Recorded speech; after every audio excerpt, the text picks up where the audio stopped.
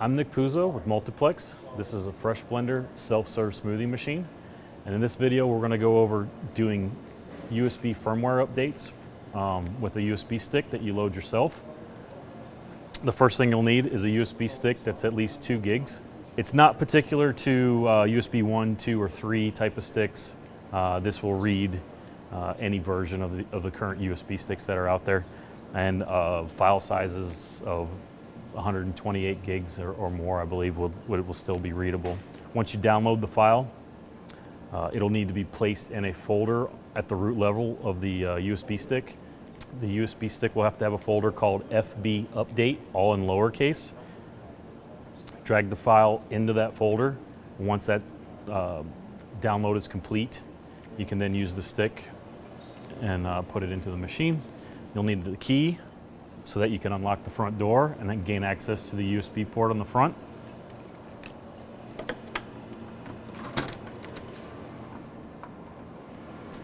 USB port's located on the right side of the screen. Do your 3-corner touch. Managers or service technicians can password levels can access the USB updates. Once you're in the manager's home, you'll go to System Updates. You'll choose what it is that you will be updating. For this demo, we're going to do a UI update.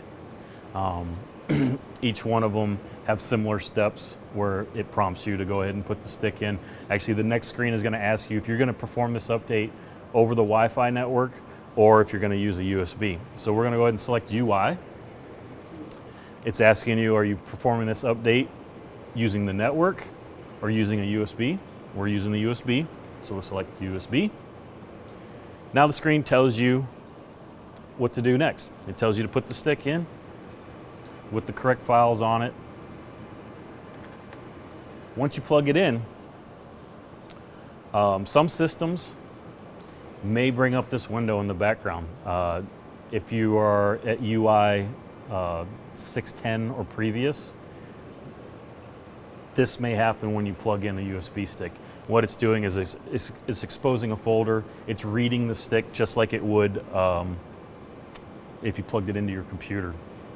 We want to ignore that. We want to just go back to your drink making application or back to the screen in the background by touching on it. Now we have it plugged in, we can press confirm.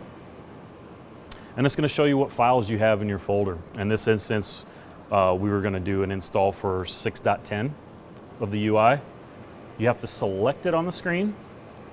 You could also potentially, let's say you're doing a lot of different installs, you have a bunch of files that you may need to carry with you, or the store needs to go and do this at the manager or the owner needs to do this at multiple locations. You could have one USB stick with your menu files, your UI, your cleaning files, or whatever other firmware, all on one stick. And once you plugged it in there, it would display here, and you would have to select, scroll up or down, and select which one it is that you will be installing. But you have to touch on the file name. It tells you down here, it says selected, it tells you what you selected. That has to show up. Once that's selected, you can press update, and it'll kick off the update sequence. I'm not going to go ahead and kick off the update on this one because we don't really want to change the UI on this one. This is just for demonstration purposes. But it'll kick off the update. The screen will then change and tell you that it's beginning to install. A timer will show up. The machine will then cycle the screen and the whole machine power it down on its own, power it back up on its own. And then once it's powered back up and your drink making application launches, you'll want to do your 3-corner touch again to come back into your manager's home. And then you can verify, and then you can go into your subsystem versions tab or your button. You go to that screen. This screen's going to tell you the version of everything on the machine. It's going to give you your serial number, your machine ID, and the different firmware versions all on one screen.